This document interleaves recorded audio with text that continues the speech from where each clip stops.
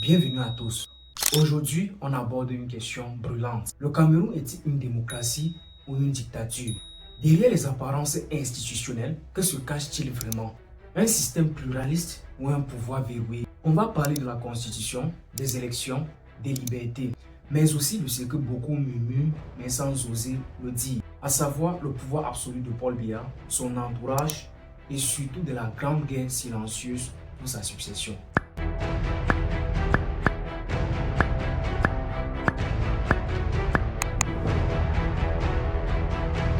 Alors, je m'appelle Joya, bienvenue sur ma chaîne. N'oubliez pas de vous abonner, de commenter et surtout de partager notre publication. Je pense que nous avons tous un devoir et aujourd'hui, mon plus grand devoir, c'est de pouvoir construire notre communauté à nous. C'est parti. Espérez-vous briguer un nouveau mandat en 2025 ou souhaitez-vous qu'une nouvelle génération porte les couleurs du RDPC à la prochaine présidentielle? Pour répéter ma question. Voter. Oui, il faut voter.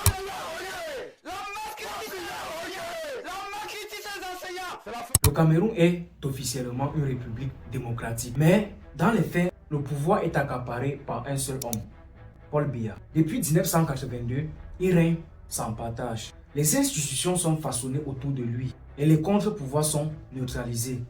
Et plus pire encore, les réformes servent souvent à renforcer son pouvoir. Tous les membres du Conseil constitutionnel qui sont là, ils doivent leur carrière à Paul Biya.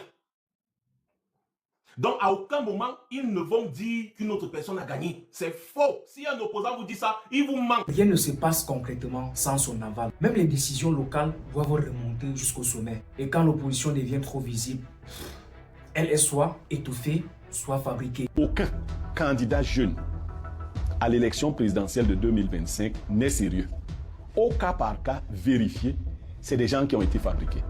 Oui, car certains opposants semblent plus décoratifs que contestataires. C'est par exemple le cas de... Moi, j'ai été séduit par le beau discours de Yodi Hiram. Je le cite, celui-là. Alors, je l'ai regardé de jour, mais je l'ai regardé également de nuit. Et je me suis demandé, d'où vient-il? Où était-il?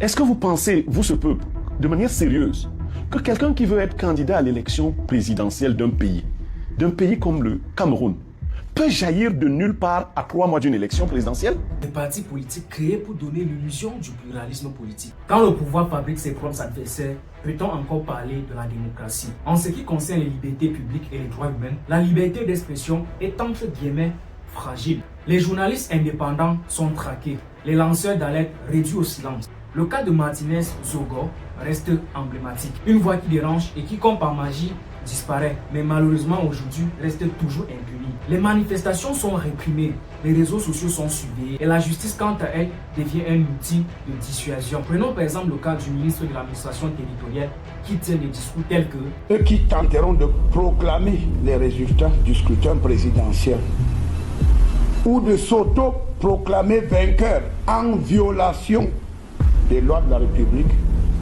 auront franchi la ligne rouge et devront s'attendre à des mesures de rétorsion à la hauteur d'une forfaiture aussi grave.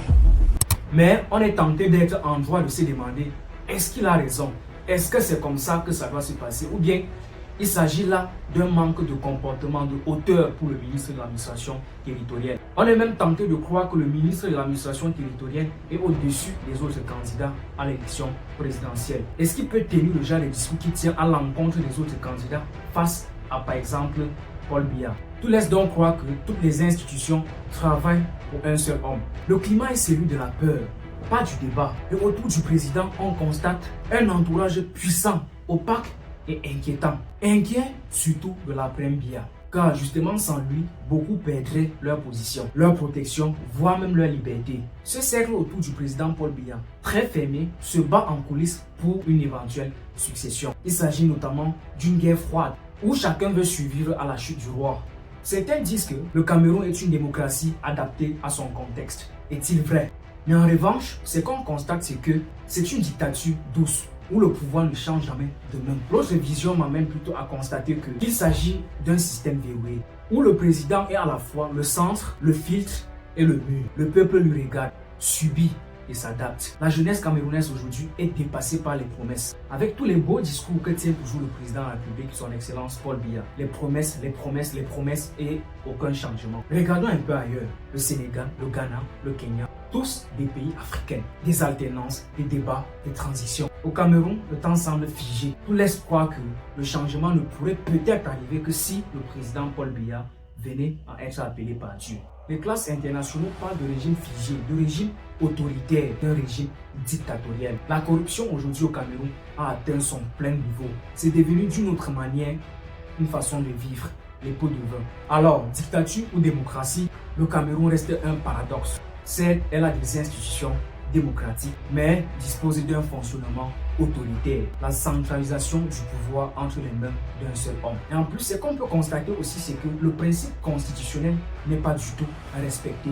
Aujourd'hui, le secrétaire général à la présidence a plus de pouvoir que le premier ministre. Entre un président qui ne laisse rien passer, un entourage qui tremble à l'idée de son départ et une opposition souvent fabriquée ou affaiblie, il revient donc à nous, citoyens, de nous poser les vraies questions. Alors, si cette vidéo vous parle, abonnez-vous, commentez et partagez.